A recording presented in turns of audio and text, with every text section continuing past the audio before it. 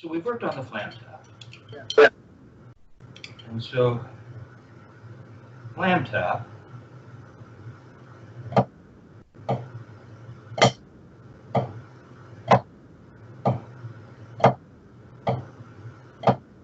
okay, so the flam tap has 3 notes in each hand, doesn't it?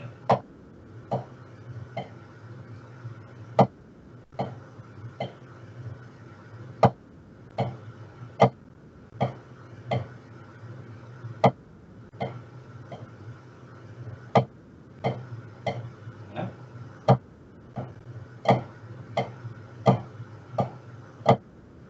So we have 3 notes, right?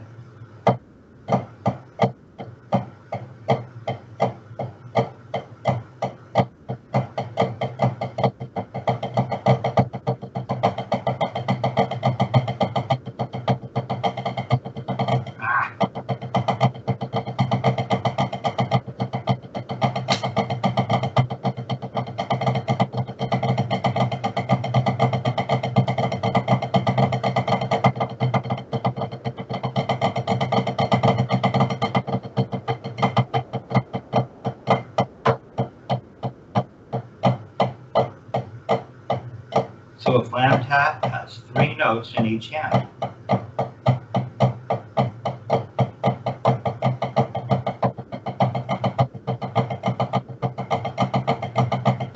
Okay? And so it's neat. This hand is slowly coming together in match.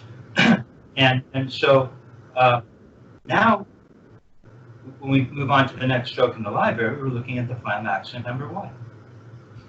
Oh, excuse me. We're looking at, pardon me, we're looking at the Swiss triplet. Yeah. We jump ahead. Because there really is a chronological order to these strokes, and they make perfect logical musical sense. You know, because now, when we look at what is next, the Swiss triplet,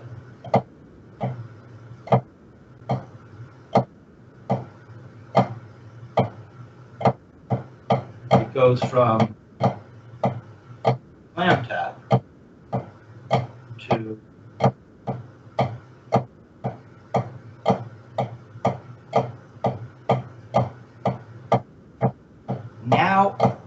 now we're introducing what is almost really just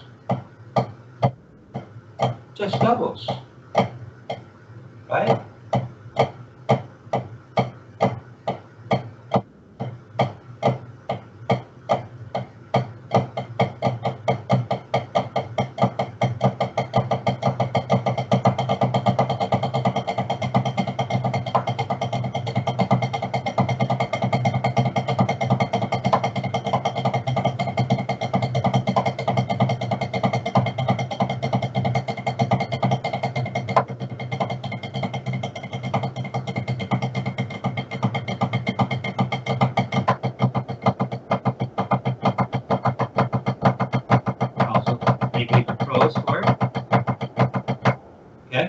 So now, in a sense, what we're doing is we're getting into what would be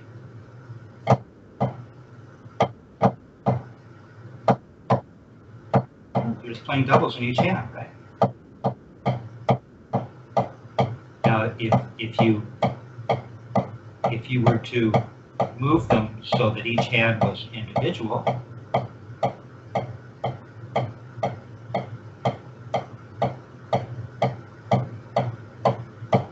or these are still 2 notes.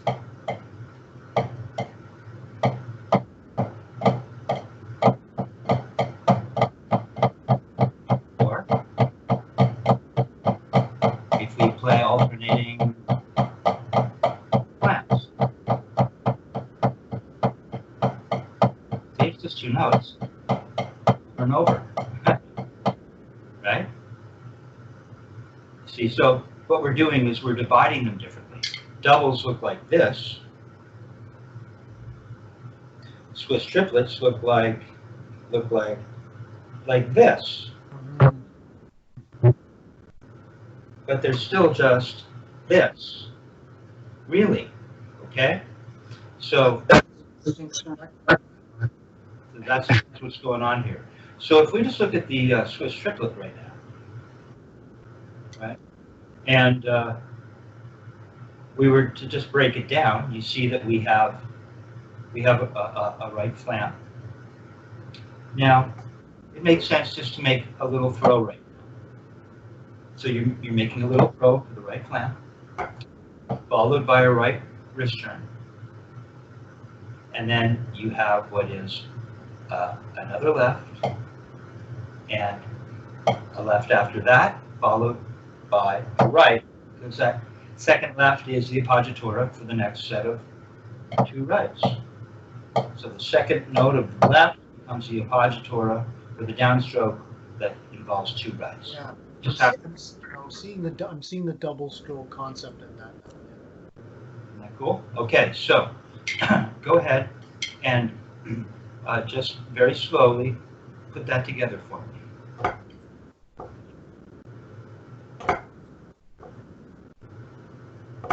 Now wait a minute, Joe. See what I was doing? I was doing this.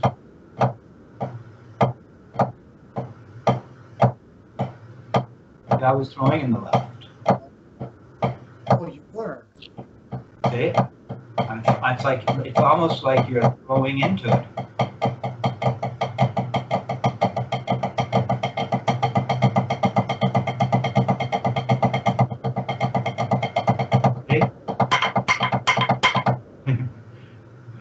See? So, because you were throwing that left.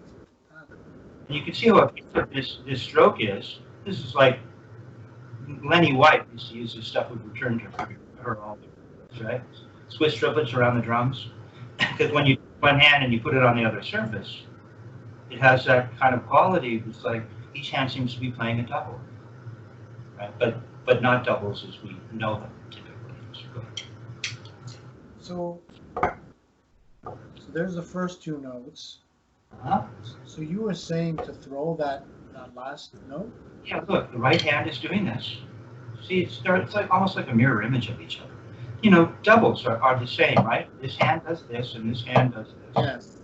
If I asked you to throw for doubles, this hand would do this, and then this hand would do this. Oh. Now I'm asking you, really, one hand is doing this, and the other hand is doing this. Oh. Okay. Because I'm seeing it now. Because because you did like a light throw for that left, and then like almost like a wrist turn for the appoggiatura going back to the top. Yeah, this speed it's too slow for rebounds, so we're just playing it. It would be on the wrist, but we're still going to make a little throw, and it will be the same in both hands because the two hands are. That's interesting. It's a little bit different than the way I've learned it in the past. There you go. So that would be like a little throw. It's a little throw, and your throw's gotten a lot better. Look at that. I've been working on it. Well, you had a bit of a breakthrough at the last lesson. Yeah. Let's try this here. The system was always countervailing, if you recall. I think that was your break. Not always countervailing, because right at the end, the bead catches up, doesn't it?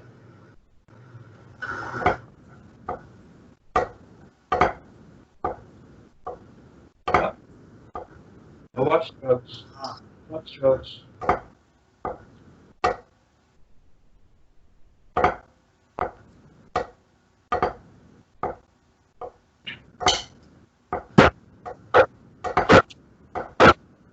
Yeah, I gotta get to that idea. So it was my description that wasn't necessarily entirely helpful. Okay, yeah. And because if you're looking at it, it does start off with a left appoggiatura and a right downstroke, followed by another right. But you realize the next left, therefore, is again a little throw, and then the next note is the appoggiatura, just as it was at the beginning. You could also imagine creating a pickup for this, so that it would start with the left. It's not how it's written, but you could imagine starting with the left that comes at the last of the eighth notes in the bar of 6/8. 1, 2, 3, 4, 5, 6. 1, 2, 3, 4, 5, 6. A very typical way to play it, right? Da blah da da blah da da blah da da da. So that's what's happening.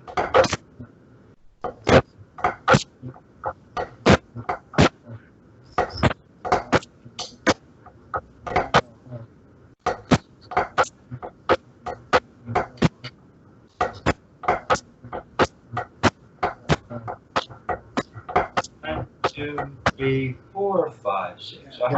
Now, what we want to do is not make too big a deal out of. I mean,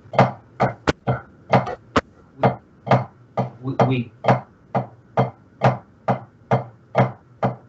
can play it with a big throw. Well, yeah, I'm trying to memorize now because I know it's not an actual. It's like a little mini throw. Well, it could be or it couldn't be.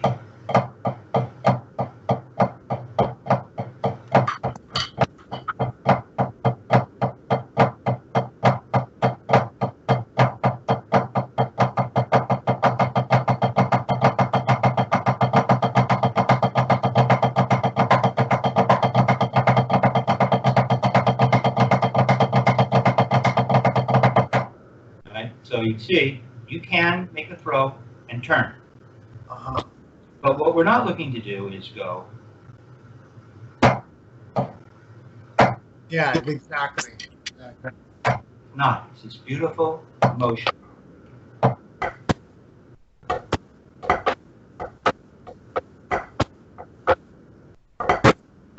And notice your right tends to do this, Joe. Your right goes wham, and the left goes. It makes a nice little wham. So you're always marking one. See, that's the idea of the reason I think Dick Wilson would write in that very modern way. You know, Carl's Eyes, 9/4 to 30 seconds. Elliot Carter, or John Adams, where metronome equals quarter note tied to a 30-second note. It's like, right, because he doesn't want you to be able to land on the one, because that's what happens, very typically. And I bonus to dollars, if I hadn't mentioned it, you would have done it the other way to find one. The left is leading now, you know. What we want is this real beautiful evenness. There you go. Don't throw harder in the right. Hear it? You know it's louder? Listen to yourself. That's the other thing we as drummers don't often do, is we don't listen to ourselves. So you want, okay. You want both the throws. Yeah, just that. Here, that's it. Do this. Just go like this. Okay, nice and light.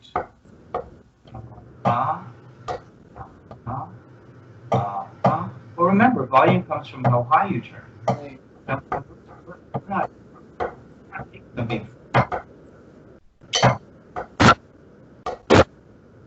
Don't make it louder. Same throw, no counts. There you go. Now just add the other turn after it, and it'll be perfect.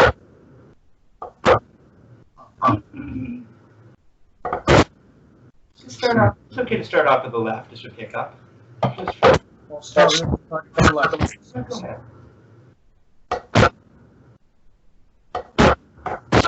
Right was bigger. Right did this big.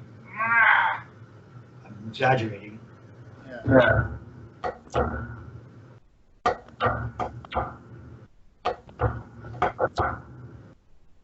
Oh.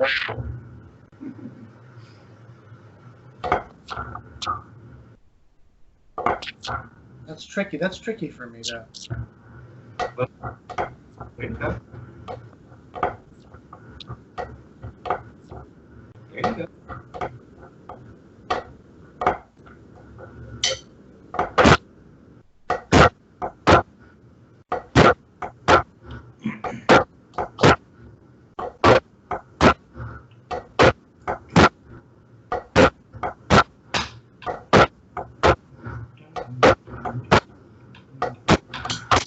See? Doom, doom, doom, doom, doom, doom, doom, doom, doom, doom, doom, doom, hey, no, boom. Even slow, it's cool if you get it right. Boom, doom, doom, doom. You could use it as cymbal time instead of going like this. You can, hey, doom, boom. How so it's even slow. Boom, boom, boom, boom, boom, boom, boom, boom, boom, boom, boom, boom, boom, boom, boom, boom, boom, boom, hey, doom.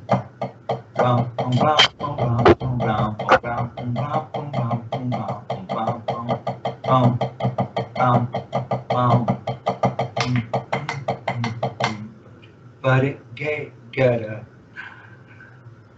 Go ahead. You see? There you go. Now you've got new cymbal time. Put the right hand on the cymbal, and now you're not locked into having to play ding, ding, ding. There's all kinds of different ways. Yeah.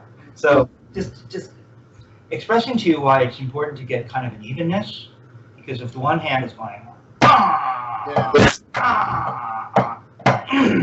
you're not going to be able to play cymbal time in either hand. Maybe only the right hand will. You see, you put this hand on the cymbal and it'll sound like this hand is playing cymbal time. All right? So go ahead.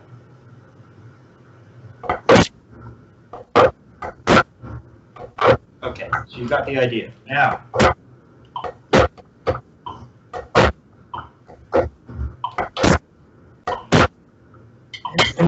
okay. So let's start at the beginning, shall we? 40. Yeah.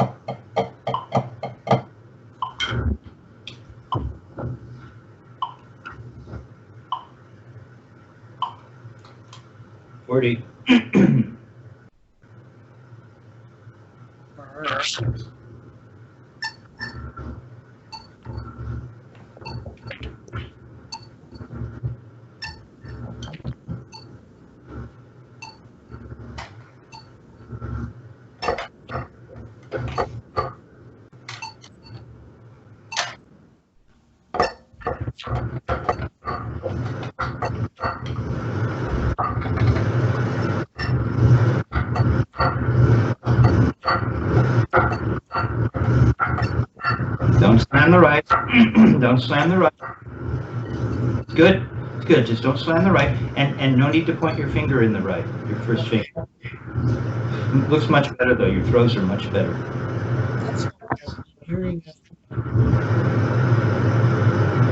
Are you hearing a background noise? What is that? It'll probably go away. Okay. Once we get playing.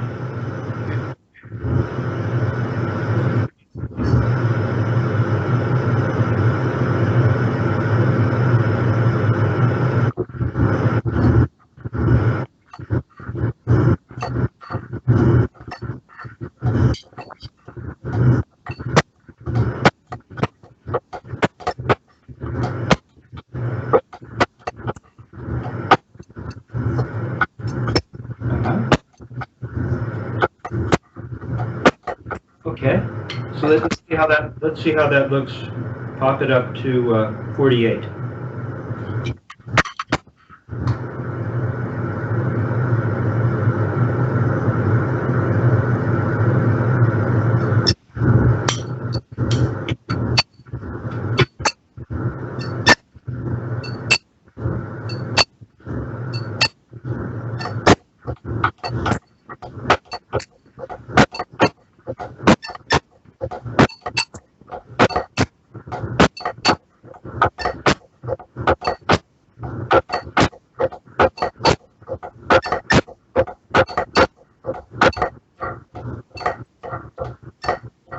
Don't polarize with your right. There you go. Oh, that's much better. that was like a Dick Wilson line, where he'd say, most guys don't polarize the one to help the band know where one is. They do it to help themselves know where one is. That's right. So, yeah. Okay, so let's hear it the other way now. Can you do that leading left? Yeah. Slow down back to 40.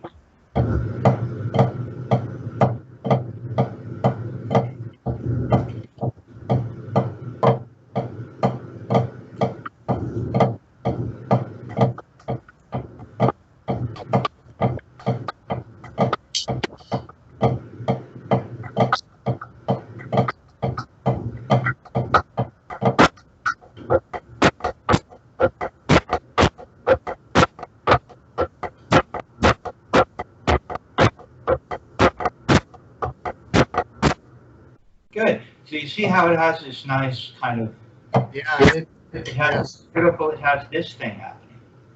yeah. Right?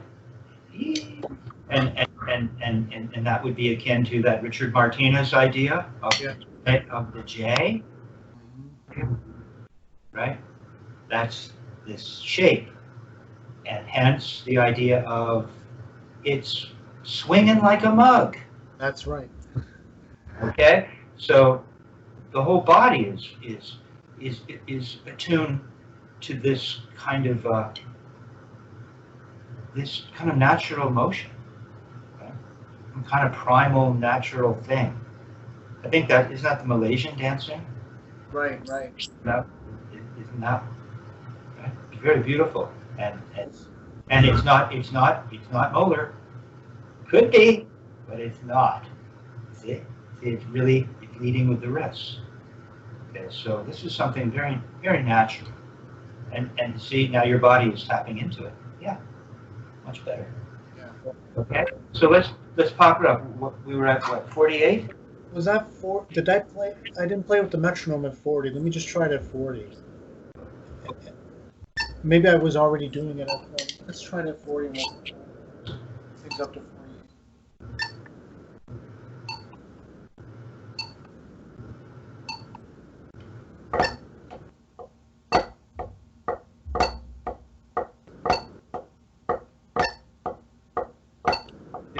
Let me just stop. Much better. Even now, even though it's tiny, my prediction turned out correct, because now that you're leading left, the left has gotten back. Right? It's very typical, and something that we want to be very conscious of, so that we don't fall into that trap of banging on the one. Right. Okay. So, there you go. 48. Back to leading right. Okay. So, because we played it right hand lead at 48, we're doing left hand lead at 48? Oh, I'm sorry, I lost track. Oh, okay. So, yeah, that was. So if we're 48 and yeah, lead left.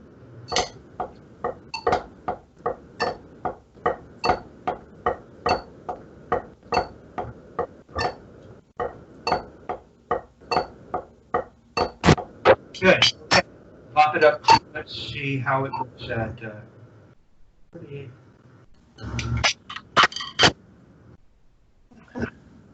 Well, put it up to 54.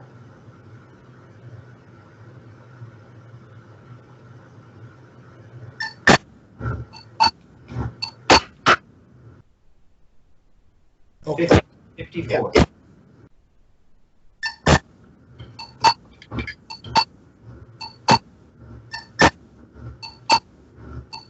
Now we're back to right.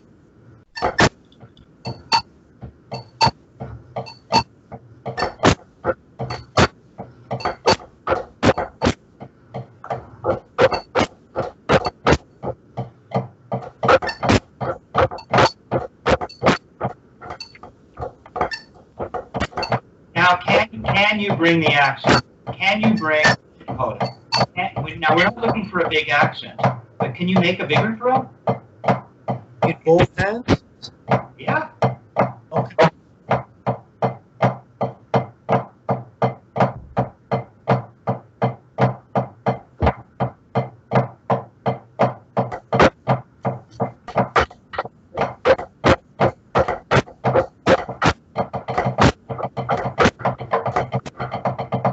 Yeah, okay, yeah.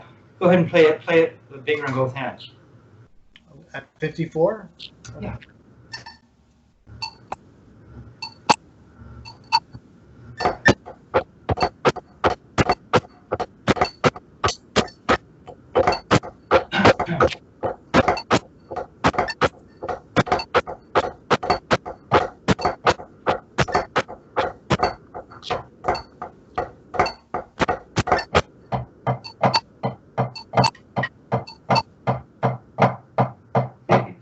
See how mine looks different than yours? Yeah. Here.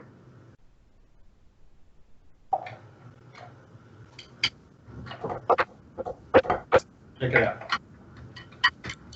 I think I'm still in the shot. Yeah. Like this.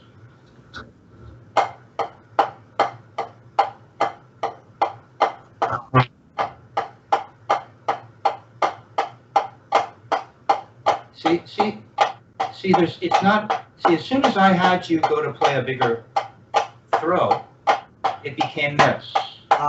Yes. See? And that's some kind of arm thing. We're looking, see, there is a little bit of flexibility.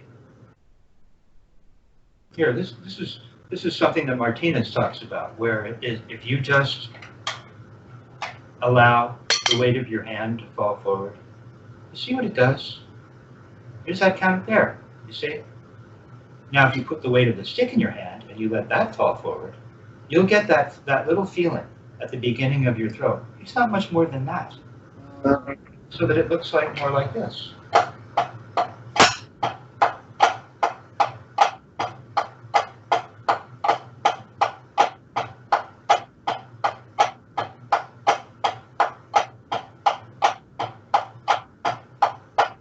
See how little it is?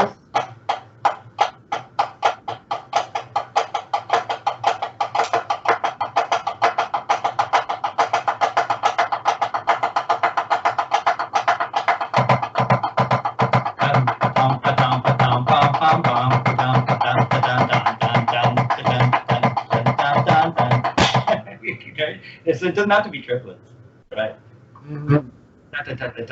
Now it's not triplets, but it's the same pattern.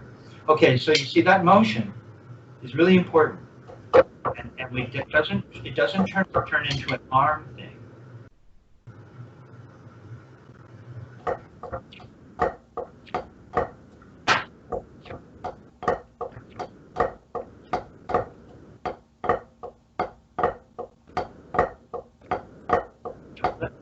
So every time you try to go up, you're just going to feel a little bit of that weight.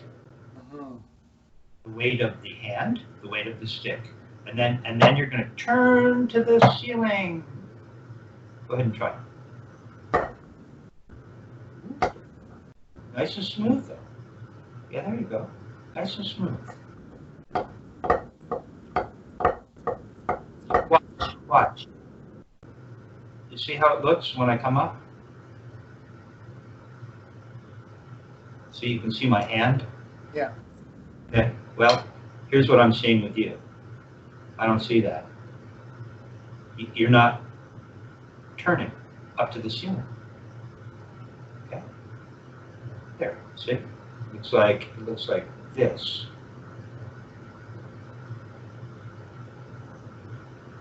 Look, yeah, see how much more straight my stick is?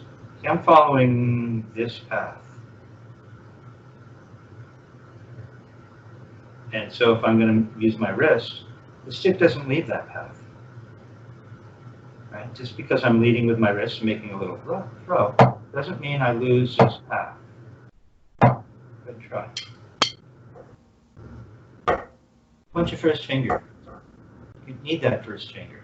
It's important. Yeah, if you're pointing, it means that you're not keenly aware of a three-finger grip. It's all you got, really.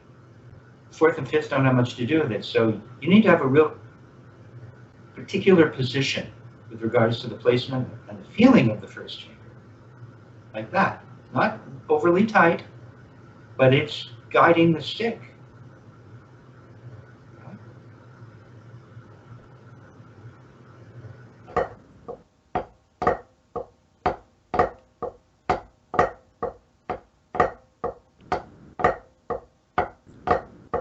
You turn any higher, you turn higher.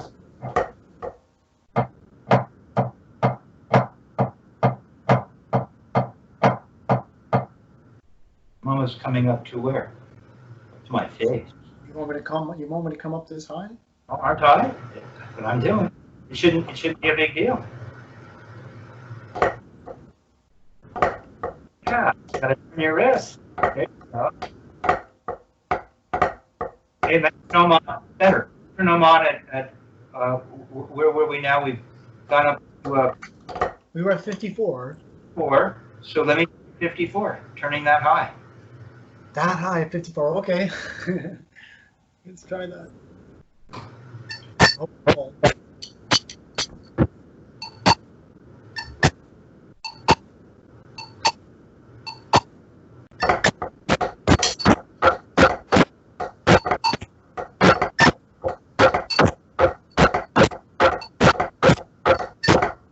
Yeah. Okay.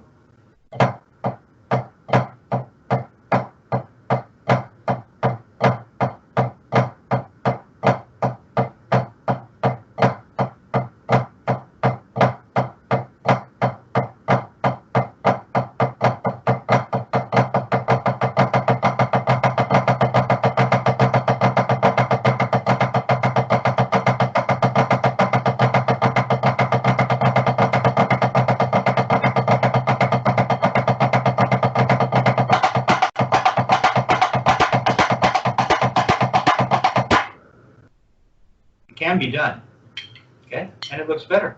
Okay, so now let's take a look at this up at, pop it up to 60. Turn it on at 60, turning that high. Okay.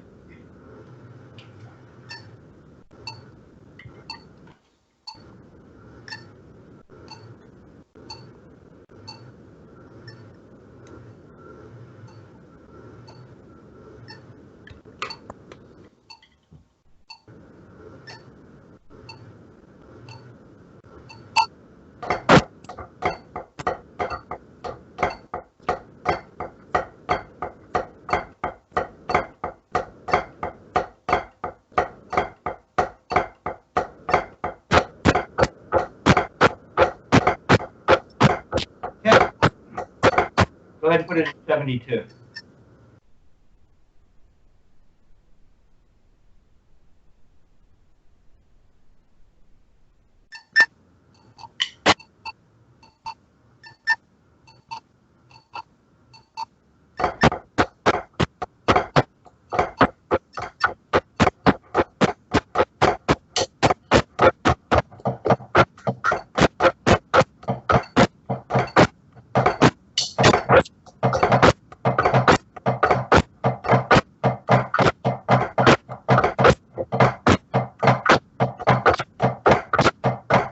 Not that big a deal, is it?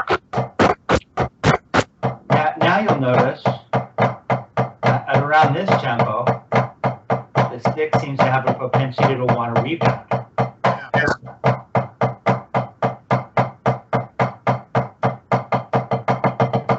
You see, it's not that much then.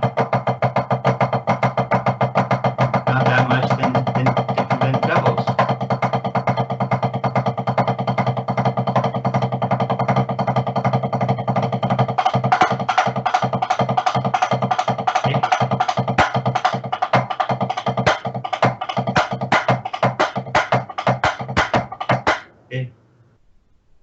same thing, really. Once you start to get these motions, a wrist turn can be a single, it can be a double.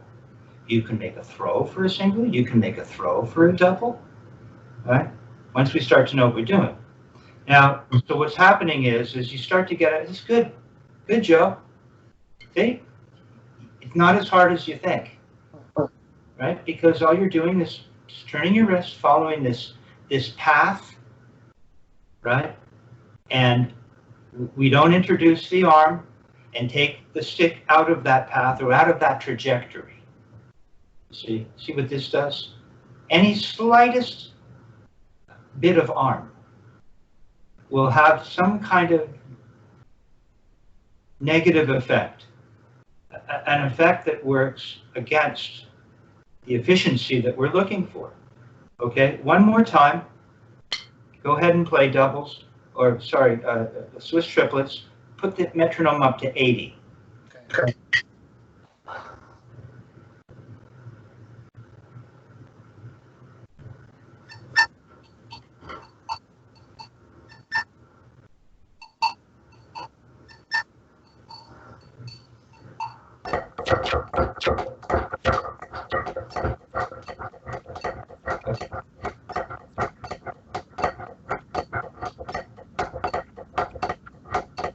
So you want to be able to turn up. You want to be able to turn up. Okay.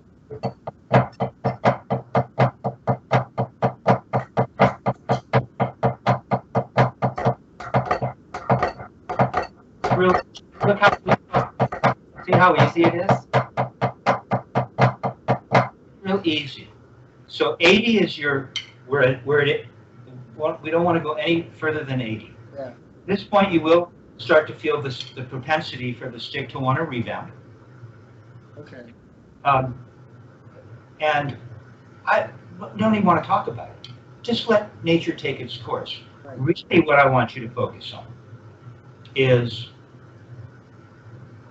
we went from not making a very big throw to realizing making a bigger throw was a real challenge for you.